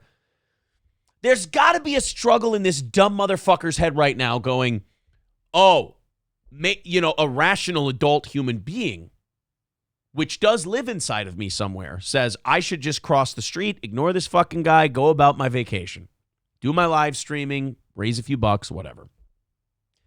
And then the gunt jumps in there and goes, fuck that dude, you just go over there, you fuck with him, just go in there, call him a motherfucker, and just instigate the shit out of him, man. What's the worst that could happen? I don't know, the shit that happens to you all the time, you end up on your redneck ass and looking like a fucking moron for the whole internet? I don't know why Mersh gets this guy's back. This is the only thing about Mersh I can't figure out. I actually like Mersh. I do. You know, I know that Porcelain made that documentary. It came off as just kind of personal and lazy compared to Porcelain's other stuff, which I really enjoy. But I don't understand the defending Ethan Ralph, because this guy's just a piece of shit. He's a low-rent piece of shit. Does Mersh have a thing for Ethan like Matt Damon does for Edward Norton in Rounders, where he's like, people have been kicking the shit out of him his entire life, so I feel like I have to stand up for him? Did Ethan Ralph like take a pinch on throwing a basketball game in high school and went to prison for it, and then Mersh didn't, so he feels guilty, like some survivor's remorse? Otherwise, why would you defend this total piece of shit? Pressing? Nah, we're too public right now. Hey, what's up, bitch? Hey, Dick, how you doing? Hey, what's up, bitch? What are you doing, bitch? Fuck out of my face, bro. Get the fucking... Fuck you. So from what I can... Oh, no. Both of you are fat. Shit. So he knocked down Ethan Ralph. Again, Ralph came over to them, bugged the shit out of them, because they probably knew he'd instigate something. And so they knocked him on his ass. Now, what you do here is you fucking walk away, and you're done now. Unless you're a dumb rage pig with no sense in your head. Cunt. Yeah, What are you gonna do? What are you gonna do, you fucking cunt? Oh, and he just drops him, punches him in the What are face. you gonna do? You rap before you were a little dick. Oh, no. Oh, come on. Do something about that. That is not... That's weighing you down. Dead. Thank you, ladies and gentlemen. You fat little... Again, Sunrise Productions. Oh, now they're making fun of his belly. See, this is the part where I go, okay, now at what point am I rubbing salt in the wounds? At what point am I a giant piece of shit? Because he's cut open. He's had the shit kicked out of him. He's been humiliated again in a foreign country for the second time in a month. And now his giant gunt is out. At what point am I just rubbing salt in a wound? Kicking a dead horse? A dead pig? Little gun shit. Yeah, that's right. Bleeding. Fuck you. Uh-oh. Hey, you got a massive lump on your head, dude. I don't give a fuck. I'll give a fuck. I know, right? What the fuck's going on there? What's going on there? Dickhead, let's go and get some fucking I'm smoke. policing this guy. Yeah, whatever. Sure, mate. There's the tough guy. I'm going to go call the police on this guy. Woohoo! Look out. And tell him what? We were talking mean to each other on the internet, and then I got in his face, and they'd both, you know what they do? They'd kick you out of the fucking country and go, you're an embarrassment, leave. Don't come back, you're banned from Portugal. Ethan Ralph's going to get banned from Portugal, and I will understand it. Are you really going again? Oh, I guess they... Ralph, you're going to get bad if you keep squaring. Stop! So Ralph kept coming after Cog's guy, and then Cog's guy just kept putting him on the ground. And by the way, Ralph, that's the acceptable level of sock to wear with shorts, just so you know. Stop squaring up to him, you fat cunt! Why are you squaring up to him, you fat cunt? Fuck you, bitch. Prick. We're walking away. Now fuck off. Fuck you, bitch. Fuck you, we're walking away. He is bleeding bad. Pull your shirt down. Wear some clothes your size. Exercise. You and Ethan Klein need to form a tag team, the New Natural Disasters. Only this time it's not ironic. Walk away or I'll have you. Walk away or I'll have you. Walk away. Walk away, you fucker. Fuck it, we'll leave. They're bailing. Oh, you're gonna follow? I go again. Yeah. He's the dumbest fucking guy I've ever seen in my life. Do you see why Ethan Ralph is so fun to follow now? The guy is he's a walking calamity. You're just following. Come on. Ooh. I'll video it, Ralph. Go for it, I'll run away. Shut us. Y'all going to jail. No, we're not. Y'all going to jail. You come at me first. It's on my fucking camera, you retard. Y'all be stalking me around town. We literally stood around the corner, you fat cunt. Fuck you, bitch. Shut up. Hey, lady, white lady. Not now. This lady in the background here. Not now. Just whatever else you could be doing, I promise you, is going to be more fruitful for your day than getting involved here. No, that's not true. Yeah. Listen to... Listen to the lady, John. Listen to the lady. Yeah. Stop, you bitch. Done. Stop. Fuck you, bitch. Dad, go on. Fucking hell. Oh, he's making pig noises at them. Oh, no. Did he go after him again? Oh, shit, Dad. He went after him again. Jesus, Dad, Ralph. Stop it! Stop it, please! Stop! Dad. Leave him. Let's go. Leave him. Leave him. This is a nice place. It's fucking Portugal. It's not the south side of Chicago. Everyone is here to have a nice time and go to a cafe. It looks like a place with a cafe. You're there to have a nice time. Europe's just coming out of COVID, and you guys got to white trash it up. You got to bring fucking Frankfort, Kentucky to a nice, a nice seaside town. Leave him and let's go. But yeah, the funny thing is that... All right, so now here's Cog after the fight. I don't know how much longer we're going to stay with this. Oh, shit, Nick Fuentes is involved too? Oh, because he's a big Ethan Ralph guy? Oh, Nicholas J. Fuentes, if you don't know this about him. So recently, Nicholas J. Fuentes was showing people his tabs on his either his phone or his computer, and there was allegedly some transgender porn open on there that he had forgotten to close before he showed people. Now, this is really troubling because it's half embarrassing for Nicholas J. Fuentes, who, I mean, is there a bigger closet case in that whole right-wing grift than Nick Fuentes? I mean, queer's a $3 bill, as they say. I don't think... Nick Fuentes is one of those guys who he should have just shut his fucking mouth and not been so, like, anti-gay and, like, conserving the culture and this and that. He should have just come out and been like, I'm a right-wing guy, but I also like dick. What are you going to do? The problem is when you hide the fact that you like dick, which I don't know if he is or not, but if he is, if you hide the fact that you like dick and then you go hard in with that right-wing shit, it's just going to be more embarrassing when you get found out, and you will get found out.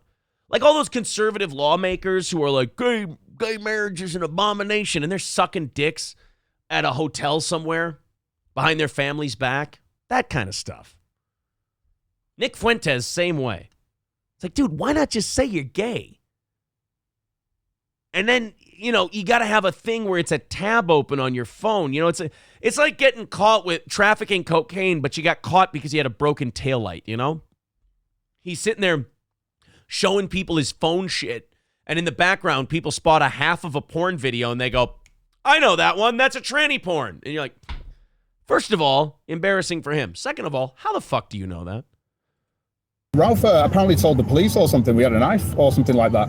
So he's come up at me. Now the police thought we had a weapon because of the damage. Because of the damage. So he came up to me and he got squared right up in my face. And my mate, obviously, I think because he got so close to me, I punched him in the face. And then my mate came in as well and just punched him and stuff like that. It was crazy. And because of the damage to Ralph and how much blood he had on him, they thought we had a knife and we thought we'd had weapons. So we had to get patted down and everything like that. Wow. But we've given all our information to the police and they're fine with it. They just let us go. They listened to our story. Laugh at a joke with them? Yeah, we had a laugh at a joke talking about That's all it is. So that's exactly what I thought would happen. The police would go, would you guys get the fuck out of here, please?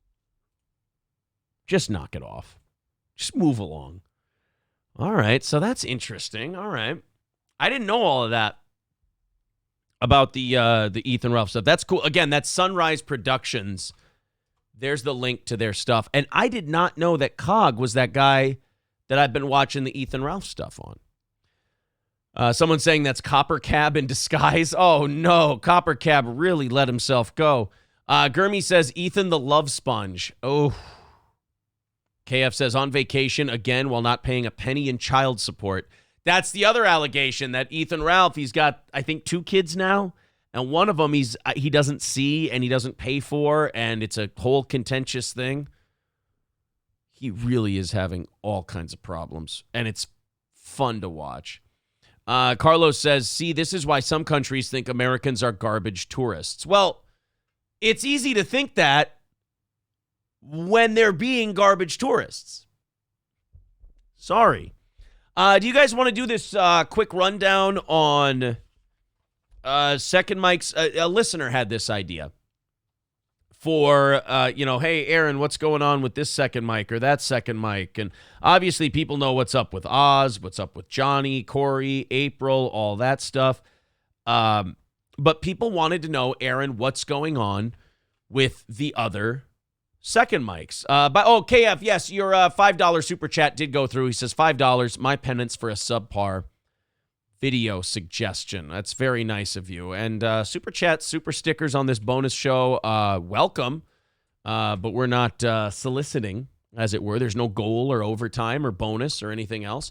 There's the PayPal link if you want to do that. Otherwise, we got about 20, 30 minutes of show left. Maybe we'll get some Bannerlord in, or at least I'll show you kind of the Game of Thrones mod that I downloaded for Bannerlord. It's really, really awesome. But before we do that, people wanted a second mic update. Let's go ahead and do that. Like, where are they now? What do I know about where they've been and where they're at? I'll tell you this. I don't mean to spoil any surprises here. None of them are really doing much of anything. Or at least doing much of anything different than before. I mean, there's not much of an update to give, I guess you could say. We were talking about this on Friday's show, how radio is so dead that even the people, like, we left 2 years ago, and not just the people at our old company, and not just our old second mics, but like throughout radio in the market we're in, nobody's moved anywhere. Nobody's gone to a bigger market. Nobody's moved up to a better position. The industry itself is so dead that now, it used to be when a morning show left a market, you had to hire a new morning show. So you go to a smaller market, you'd move somebody up. Now when these morning shows leave a market, they just automate because radio's so broke and these companies have no money and it's cheaper to just pop in a syndicated morning show or there's play music or, just automate the damn thing, have the program director do something, voice track it the day before. It's the reality of the industry. Nobody's really done anything. But let's go down the list here. Let's start with Whiskey Pete.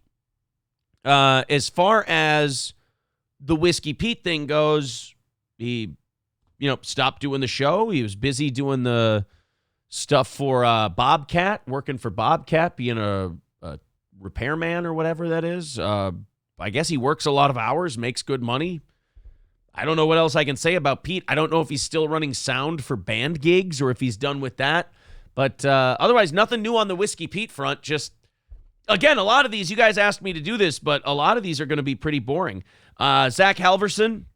Zach Halverson is probably the second saddest one of the group because Zach had this radio dream, and he knew so much better than I did about how to accomplish this radio dream. And it was fuck St. Cloud, fuck Steel Toe. I got a better thing waiting for me at KFan. And he thought what everybody thought when they go to work for iHeartMedia because they buy the bullshit. Well, yeah. I'm going to start as like an assistant producer that only makes 25, 30 grand a year. Sure. But man, I'm so good at hockey play-by-play. And man, I'm so funny. And man, I'm so this that they're going to throw me in this role and give me this show and that show. He's still an assistant producer on a morning show that, honestly, when that one leaves, they'll just pop another 5-6 guys in, pay them each 50, 60 grand a year, and off you go. He hasn't moved up at all. He's just still doing the same thing. I told him, I said, dude, run with this show. Get your own show in a smaller market somewhere. Work up your own identity. Become your own program. Start sending out the MP3s, showing people what you can do, moving up to bigger markets, or or gather an audience and do a podcast. I mean, what kind of hack would do that, right? And just do it that way. He's like, nope, I don't. Aaron doesn't know what he's talking about. You know who knows what he's talking about? Chris Hockey. Motherfucker, the only reason Chris Hockey's got a gig is because his wife was a somebody in that company. That's the only reason. And he'd work cheap as opposed to the last guy who was there. So Zach had this great idea that these guys were his pals and his friends, and they were going to move him up in the business. And surprise, surprise, iHeartRadio has him right where they want to have him, and he won't move up. Radio's not a growth industry. There's no getting in at 22 anymore and then making a career out of it. Probably about 2-3 years after I got in, that was when the window shut. Boom. That's when everything became automated. Right around when O&A were done. O&A and Corolla, when they were done, the big syndicated shows were over with. Each big radio company would get its own regional morning show that they just pop on in different markets when a morning show left, so they didn't have to pay anybody. And that's kind of what the industry is now. As far as K-Fan goes, why do you think all of their hosts, like the youngest hosts they have, are in their 40s? Because they ain't replacing anybody. They've got their oldest guy who's in his 60s. That's Barrero. You got PA who's in his 50s. You got Common who's in maybe his 60s now. You get the morning show guys in their 40s. I mean, if there was all this young, hot, amazing talent, they would have taken these guys' jobs by now and pushed them off into retirement. K-Fan is going to milk these guys until they drop dead on the air, and then they're going to put Dan Patrick or some other syndicated program on. And Zach thought that there was going to be room for him or a space for him. Motherfucker, it's $30,000 a year and you're living with your parents. That's it. And I take no joy in saying that because Zach, if he would have worked on it and wouldn't have taken shortcuts, he could have been really funny and really entertaining. But he listened to the wrong people, and that's what happens. Adrian Washington, same old, same old. Closer to 50 than 40. Still grinding it out, opening for people on the road, which I think Corey can tell you, not where at that age, not really a good sign. He's booked enough people. He's probably had more success as a booker than a comedian, to be honest with you, because he's booked like Mike Epps, and he's booked Tony Woods, and he's booked, Gary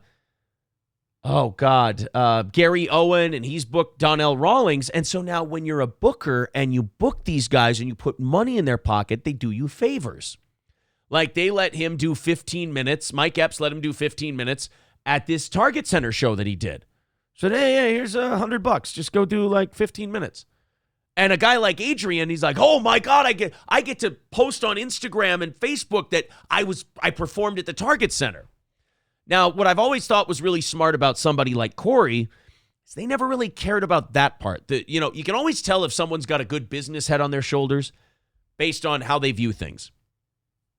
If Corey was asked to do 15 minutes at the Target Center, they go, oh, it's a Target Center, thousands of people, it's going to be crazy good. You go, how much does it pay? And they'd say $50 to $100. You'd be like, no, I'm going to do a headlining gig down here for $300-400. Yeah, but that's at like a comedy club. This is the Target Center. Like, yeah, I can't eat the Target Center, motherfucker. Whereas Adrian, he'd cancel a headlining gig to go do this favor somebody threw him because he could post about it on Instagram and Facebook. It's just a bad head for business. That's why you're pushing 50, and the biggest shows you do are 60 people at the red carpet in St. Cloud, which is great if it's a part-time gig. I'm not hating on anybody who can do that, but people who do that typically, well, they have real jobs. So as far as I know, yeah, I mean, his attendance is down since he left Steel Toe, but that's to be expected. You don't have that platform anymore. That'll happen. I guess the best thing I can say about him is he's still trying. Does that count? I mean, he's still trying. That counts for something, I suppose. Let's see. Max Weirs. Oh, yeah, we had Max Weirs on for a couple shows. He blew up at us, told us to go fuck ourselves because we told him he wasn't good enough to be a second mic. We said, no, we're not going to use you anymore. Fuck you. Well, then not too long after that, he got accused of the old R word by a couple of chicks. And that motherfucker disappeared. I mean, I don't know much about what Max Weirs is doing now, but last I heard, he skipped town and he was low profile, and that whole thing ended him. Which is unfortunate. You hate to see that happen. Now, if it's true, if the allegations about him are true, then fuck him. I mean, what a monster. But if the allegations aren't true and the guy had to uproot his whole life, I mean, that really sucks. I don't take any joy in that. It's not like I ever saw Max Weirs as a threat or saw Max Weirs as, someone who's coming up behind me in any way, shape, or form. He was a guy who wanted to be me, but that's not a crime. It's too bad what happened to that guy. Ben, thank you for becoming a Steel Toe Super Club guy. Ben becoming a member. Thank you very much. We do members-only videos. In fact, I should probably upload one tonight. It's only $6.99 a month. We get 5. It's a good way to support the show. Thank you. Mark Lewandowski. Still doing sports for a small market AM radio station. What else can I say? He'll probably die there. Calls Johnny football games 10 times a year. That's about it. It's about all I know. Randy K, again, he'll probably die in the Red House. He can't afford to retire, can't afford to leave, doesn't have a pot to piss in. I mean, that's the thing. People were like, hey, man, give us an update on the second mics. I mean, they're literally right where I left them. None of these people moved on. Gary, he's right there where I left him. Morg's right there where I left him. I mean, we're on to our second platform, and, the most unique viewers or listeners we've ever had in our broadcasting careers. Doing different things, releasing new merch, doing new shows, trying new kinds of videos. They're just right where we left them. Dave Mordahl, same thing. Right where we left him. Mark Allen, Mark Allen, maybe right where we left him, but also doing a little karate. So, of all of them, I'd say Mark Allen's the biggest mover and shaker out of all of our old second mics. Because he's doing karate. He's the Korean zombie of radio. Guys, I got to be honest. That felt sad just doing that. So don't ever ask me to do that again. Here's the plan with this video, with the show we've been doing tonight. We're going to take it down as soon as we're done streaming it. Then we're going to re-upload it, re-debut it tomorrow, and have it premiere from 6 to 8. We're going to have it premiere as a morning show tomorrow morning. So, for those of you who became members and threw in super chats and all that stuff, boy, thank you guys very much. But this was just a fun little bonus show for you, as a kind of a thank you. We switched over to YouTube. We made that transition, and it's been great, still paying the bills, still making the payroll, still bringing in some money, still living a good life because you guys are so supportive of this show. So thank you very much for that. Should we end tonight with the Bannerlord Game of Thrones mod? Would you guys like to see that? Let's do that. Let me toss all this stuff aside. I think we covered all the stuff that we want to cover tonight. I think the best comment we got tonight was someone asking if I'm Redbar's son. That's really appreciated. You have no idea how much that means to me. All right, let me move the chat over to my other screen here so I can still keep up with you guys. Rusty says, I'm cranky. Did we cover Nick Fuentes today, or was I watching an old show? We talked a little bit about the Nick Fuentes thing. We got to Ethan Klein, Ethan Ralph, Hasan Piker-Jesse Peterson, Nick Fuentes. Holy shit, we got to all of it. Well, I did a thing recently. I downloaded a mod for Bannerlord. Now, I know I'm going to sound like a fucking boomer here because I never download mods for games. I download the game, I play the game, I have some fun, whatever. My gaming level is very base. Like very baseline gaming. This is the first mod I've ever done because I've always liked Bannerlord. The last 2 years I've had it, I've always liked Bannerlord because it was very Game of Thrones-ish. And I like that. Well, then I found out that somebody made a mod where the game turns into Game of Thrones. The map, the characters, the factions, the whole deal. Holy shit. So I want to play this for you guys. I want to do a couple of things here. I want to make sure I'm on the right screen. There we go. I want to make sure the chat's still up. There we are. And then let's do this. Let's play. I'm going to show you guys a little Game of Thrones Bannerlord here. My character just took his first castle as an independent player, by the way. Not one of those things where I was, I joined somebody's kingdom and then took a castle. No. I built my team up.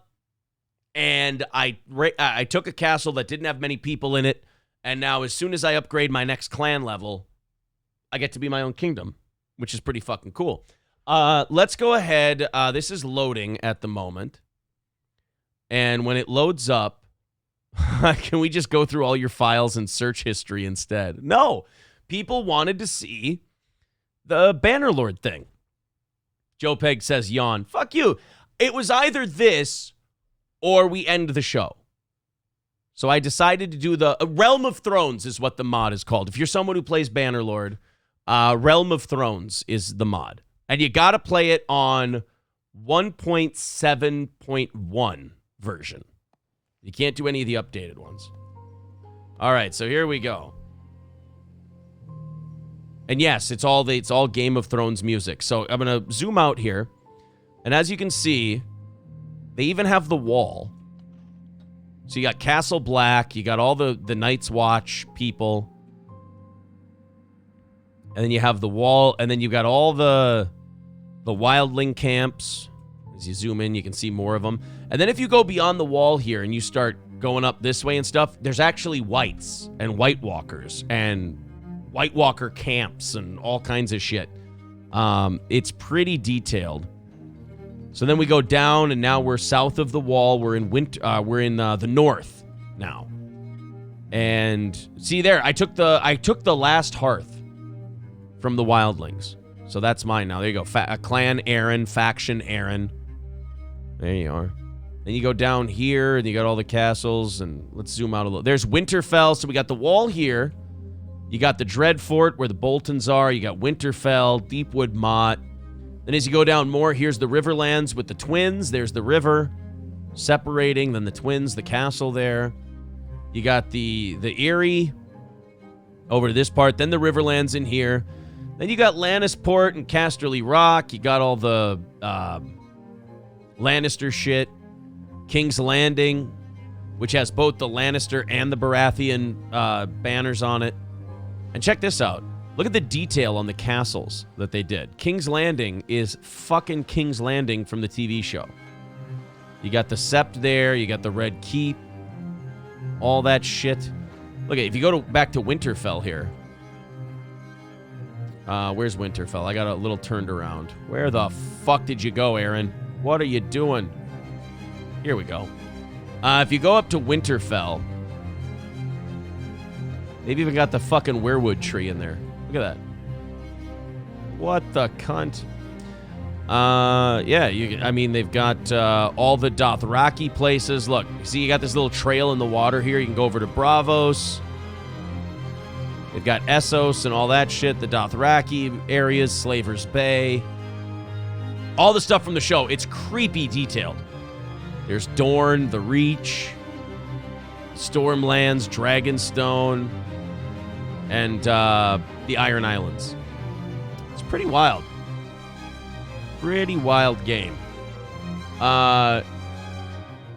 It's the eerie, not the airy. Oh, go fuck your mother. Someone says no mention of Matt or Dave Mordahl. I did mention Dave Mordahl. Oh, yeah, as far as Matt goes, I think Matt's... I can't say too much about Matt. I know something that I don't think you guys are allowed to know yet. Matt has been moving up the ladder at Northern Metals, I believe is what he's doing. Beluzier says, I love this show, but holy shit, this is pretty dorky. LOL, I like sitting in trees, different strokes for different folks. Exactly. Adam writes, I love that game. No, it's a fucking awesome game, and this is the Realm of Thrones mod, if you want it. We need to have our rally before you move up in the ranks of the clan. No, not that kind of clan. So that's, actually, that's what I'm going to be doing after the show. Is playing me a little Realm of Thrones. So there you go, guys. Now get me the fuck out of here without closing it. Here we are. All right. Looks like a fun game. Oh, crackin' slapping. It is. It is a fun game. Well, everyone, thank you very much for your time. Appreciate it. It's been a lot of fun. We did a little 2-hour show for you on a Sunday, and we're going to replay this now. We're going to delete this video. So all of you who watched it live got a fun little sneak peek, and then we're going to re-premiere it tomorrow morning at 6 a.m. So thank you very much. One thing I will tell you to do, however, hit the subscribe button, smash that like button, and click the bell to get notifications. All right, I'm out of here, you guys. We'll be back on Monday night at 7 p.m., and then the next morning show will be Tuesday morning at 6 a.m. Be sure to subscribe to the channel. We'd appreciate that. Good night, everybody.